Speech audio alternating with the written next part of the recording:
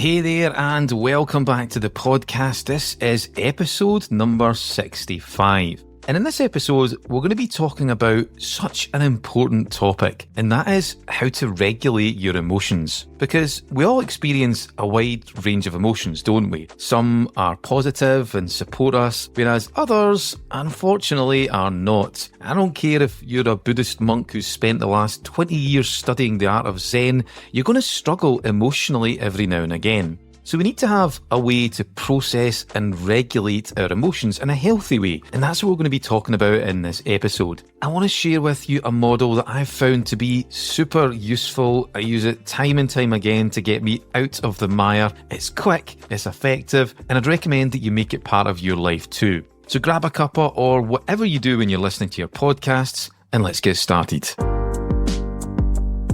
Hey there, and welcome to the Stress Less Living podcast. My name is Stephen Burns, and I've been a practicing coach, trainer, and hypnotherapist for 25 years. Each week, I'll share easily digestible, bite-sized ideas that you can immediately put into practice so that you can live a more harmonious and balanced life. Because life is challenging, but whatever we encounter, we always have a choice. We can take the easy route or the hard route, the low-stress way or the high-stress way. Well, the Stress Less Living podcast is about always looking for the easy routes in life, the low-stress ways to accomplish your goals, get more of what you want, and ultimately live a happy and more effortless life. So if you're looking for the perfect antidote for the chaos of modern life, my friend, you are absolutely in the right place.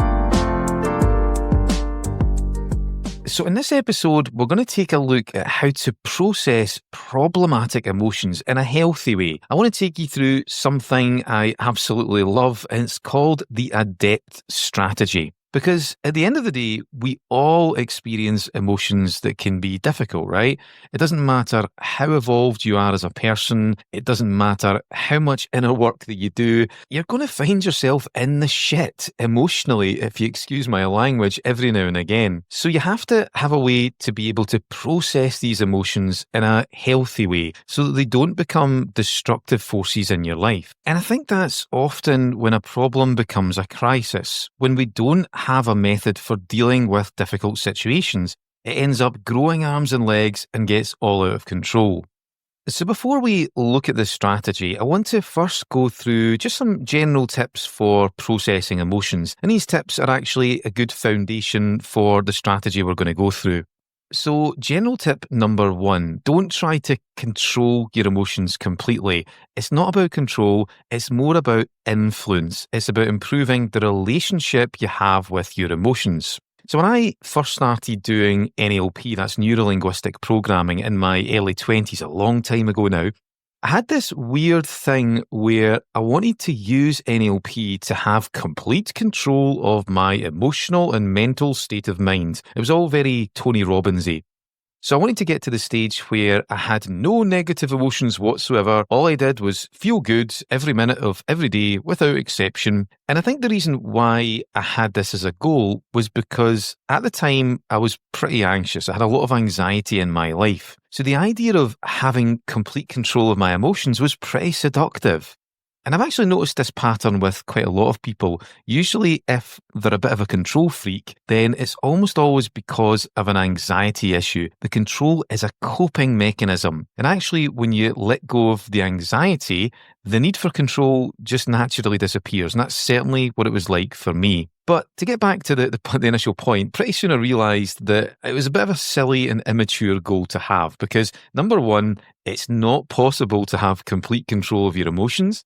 And number 2, attempting to have complete control will actually make you feel even more out of control because inevitably you will fail and you'll end up creating an inner conflict. So it's not about control, it's about influence. It's about improving the relationship you have with your emotions. So that's general tip number 1. General tip number 2 is you always want to approach your emotions with an attitude of acceptance and curiosity. So whenever we feel a negative emotion, whether it be stress, anxiety, fear, lack of confidence, doubt, apathy, anger, you name it, the list can go on and on. The first impulse is usually to either fight it, to try to conquer it, to obliterate it, or to run away from it. We use avoidance strategies. But both of these strategies almost never work in the long term. You might get short-term relief from them, but eventually they're going to come back to bite you on the ass. That instead, you want to aim a different energy towards them. You want to approach it with an attitude of acceptance and curiosity. So the analogy I like to use is it's a little bit like an episode of Scooby-Doo. Bear with me with this one. So when I was younger, my favourite cartoon was Scooby-Doo. I used to absolutely love it. But pretty soon I started to notice that every episode had a very familiar structure. That they would start off, they would roll into a town, a village, and the whole place would be being terrorised by some kind of ghastly ghoul, some kind of monster. And the gang all had their own different ways of dealing with this monster. So up first was Scooby and Shaggy. And I don't know if you can remember what they did. They ran away. They were cowards. They would hide under the bed or they would hide in a closet. But the interesting thing was, anytime they tried to hide from the monster, it would end up being behind them. So it would be under the bed with them or behind them in the closet. And that's often what happens when we try to avoid our negative emotions. It gives us temporary relief, but usually always it comes back to bite us because we're not actually dealing with the issue. And then up next, we had Scrappy-Doo. And I don't know if you can remember what his approach was. He wanted to fight the monster. He wanted to obliterate it. He wanted to conquer it. And again, this approach didn't work, probably because he was a Jack Russell and he was only a foot tall. But this kind of energy often always creates an escalation. And it's the same when it comes to our emotions. If we're looking to try to conquer and fight and dominate the emotions that we experience, then who are we attempting to dominate really? Who are we fighting with? It's a part of ourselves. So this almost always escalates things and creates even more inner conflict. So you want to always approach your emotions with an attitude of acceptance and curiosity. Almost impossible to resolve an emotional issue if you don't approach it with this attitude, in my opinion. So whenever you feel something that you don't like, just pause and go, okay, this is happening. That's interesting. I wonder what that means. It's a great question. Another question you can ask is this one here. I love this one. Whenever I get triggered or feel like something is just a wee bit out emotionally, I'll ask myself, okay, so what meaning have I attached to this event or this situation that's causing this to be an issue for me? And when you ask this, the trick is you want to just allow the answer to present itself naturally. Don't overanalyze it. Just be aware of what comes up naturally. So that's general tip number 2. And general tip number 3 is just a quick one. And that is that it's okay to let emotions out. And I think this is a bit of a cultural thing. I live in the UK and we tend to be a wee bit more emotionally reserved than other nations. It's not quite as bad in Scotland, but there's certainly areas of the UK that are, a little bit stuffed shut, I would say. And it's funny because I remember I was on a course a number of years ago and I got friendly with this Italian guy and he was so expressive and so comfortable letting his emotions out. It was just super refreshing. So it's okay to let them out. Don't bottle them up, because eventually it will reach a point where it will explode. Again, this is another avoidance strategy. We often do this with things like stress. We feel stress, but we ignore it, we bottle it up, and eventually it hits us. One day we wake up and we feel totally burnt out. So don't bottle them up. It's okay to express your emotions. So that's some general tips. Let's now take a look at the adept strategy. So the ideal time to use this is whenever you get triggered. So something happens that pushes your buttons and affects you emotionally. So we're talking things like fear, anxiety, lack of confidence, stress, self-doubt, frustration, unworthiness, anger, and the list can go on and on. So let's dig into it. I've teased you long enough. So the ADEPT strategy is an acronym. So let's take a look at what each of the letters stand for. So the A stands for awareness and acceptance. It's very difficult to make any kind of progress with your emotional well-being if you're not aware of the feelings that you're experiencing. So the first step is to tune into what you're feeling inside your body. And some people are really good at this naturally, where others are pretty terrible at it. Usually, those who engage in avoidance strategies, they just completely ignore the feelings and sensations they're experiencing, bottle them up, and then move on. Irrespective of where you are, though, you can increase how aware you are through practice. And one great way to do it is by doing a body scan. So if you've done any mindfulness, then you'll know about this. But a body scan is where you shift your attention from your head, the world of thinking, to your body. And you start to tune into your sensations just to see what's going on. Are you someone who struggles with work-life balance? You find it difficult to maintain harmony between career ambitions and your personal well-being. You're doing your best to balance demands and deadlines with the other important aspects of your life, but things like burnout, stress, and a nagging sense of guilt seem to forever lurk in the background. Well, one of the best first steps that you can do to create more balance is to do a full life audit. This is a powerful process that helps you highlight areas of your life that are a little bit out of sync that potentially need addressing so that you can be more in harmony. So if you want to do a life audit, then I have a free PDF that will take you through the entire thing. To get access to that, please check the show notes. You'll see a link and all the information you need. So the classic way to do this is to start off by turning your attention to your feet, and then gradually make your way all the way up to your head. And what you're looking for is you're just looking to notice what's going on, what sensations are going on in your body right now. And when you're doing it, the key to this is to do it in a non-judgmental way. So you're not trying to change anything at this stage. You're not trying to find a solution. You're not attaching meaning to it.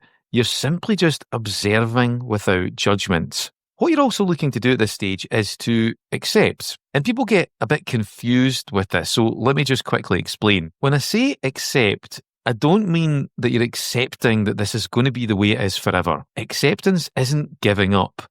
Acceptance is where you fully acknowledge the current reality of the situation. And what this does is it just takes the sting out of it. Like I said previously, you don't want to fight with your emotions. You definitely don't want to avoid them. This tends to intensify them and make them worse.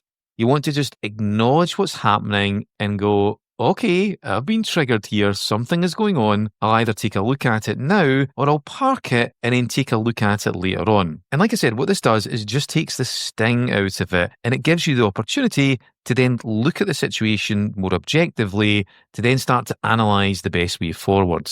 So that's the A. It stands for awareness and acceptance. The D stands for disconnect, or if you want to go NLP with it, then you could call it dissociation or dissociate. So this is where you do something to remove yourself from the situation, to give you some breathing space, to disconnect. So simple things like going for a walk, changing your environment, doing some breathing exercises if you've got those in your locker, or even just doing something random. You know, remember the motivational speaker Tony Robbins saying that if you find yourself in a bad place, just go into a room where no one can see you and do a silly dance.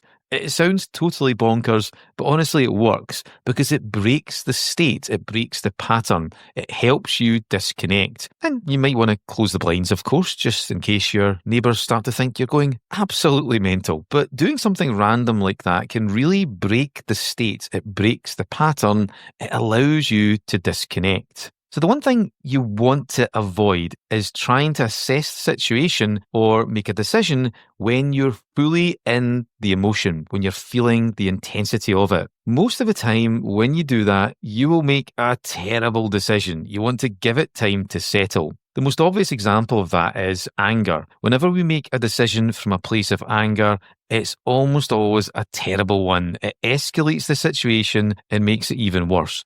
And I think we've seen plenty of examples geopolitically to verify that. So you want to allow things to settle. You want to disconnect. It's like that old advice your granny used to give you. Never make a decision while you're in a bad mood.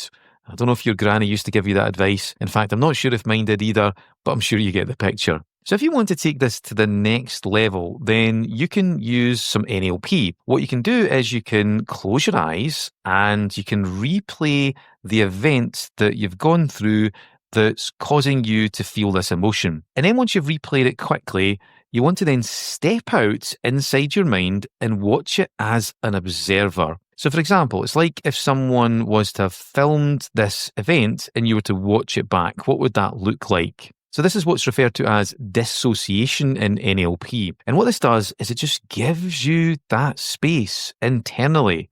And when you do this, you get a real sense of relief. You get a release, and it allows you to look on from a much more objective and neutral perspective. So once you've done that, you then want to move on to the E, and that stands for explore. So this is where you look on to the situation from that disconnected, that dissociated space, and you then explore. You want to ask these questions here. What's going on here? What does this mean? What is there to learn here that would allow me to honour this emotion and then move on? As an observer looking on, what advice would I give myself? And when you're asking these questions, it is important to be the observer. It's important to disconnect. You might feel like you get pulled back into the emotion. That can definitely happen. If it does happen, you want to take the time just to disconnect, step out of it inside your mind, and look on from that neutral observer's perspective. So this is really crucial because when you look at something from that observer's position, that will allow you to remain objective. That's where the good insights will come from. The example I like to give is, you know how it's always easier to give someone else advice than it is to give yourself advice? And that's because when it's your own situation, you're just too involved. You're too in the intensity of the emotion. But when it's someone else's problem, you're removed from the emotion. You're looking on from a neutral space. So it's key that you ask these questions from that dissociated space. When you do that, almost always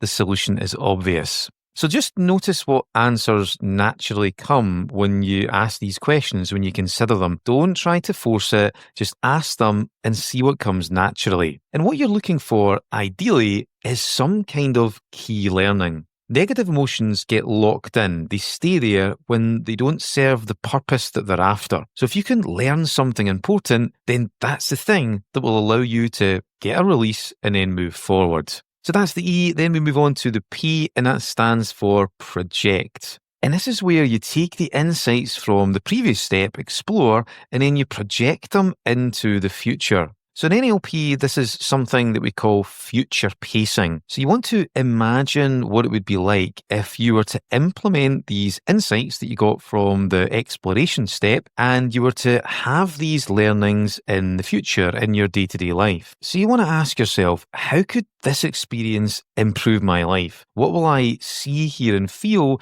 when I add this new insight or these new insights into my life in the future? And this is very much an imagination process. It's creative. You're not doing a PhD here, so don't make it academic. Just pause for a moment and go off inside your mind and imagine, what would it be like if you were to add these key insights into your life? How would they positively enrich you as a person? How would they make your life better?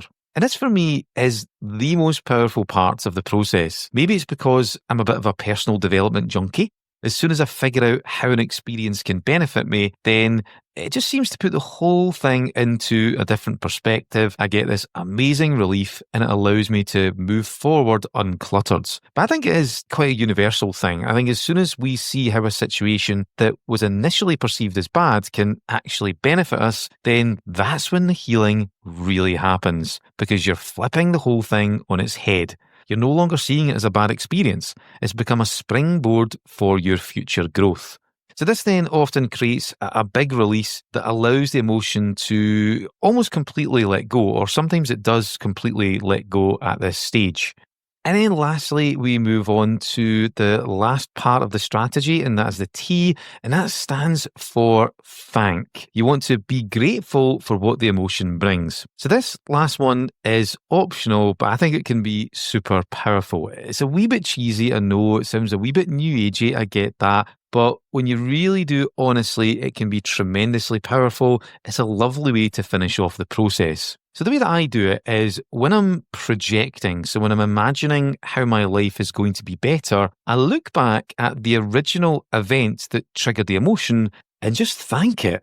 I just say, I'm so glad, I'm so grateful that I had that experience because it allowed me to notice something quite profound. It allowed me to learn something that's really powerful and really useful. And then I'll just sit with this feeling of gratitude for a while. And that almost always gives me that final release.